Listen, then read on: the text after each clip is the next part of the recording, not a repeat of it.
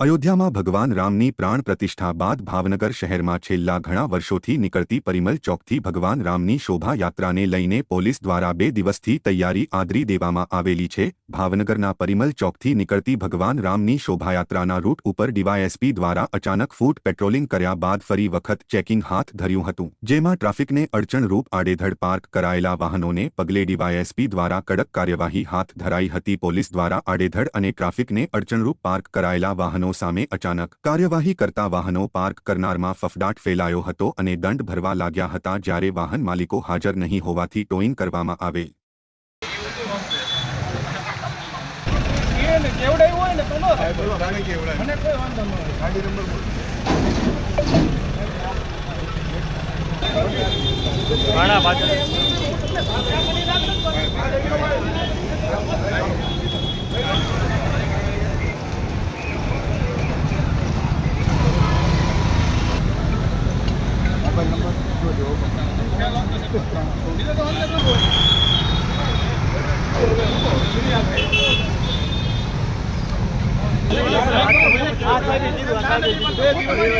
લઈ લેવાની સાહેબે કીધું મને એમ શૂટિંગ આવી ગયું છે એમનું ના વિપુલ ને ભરે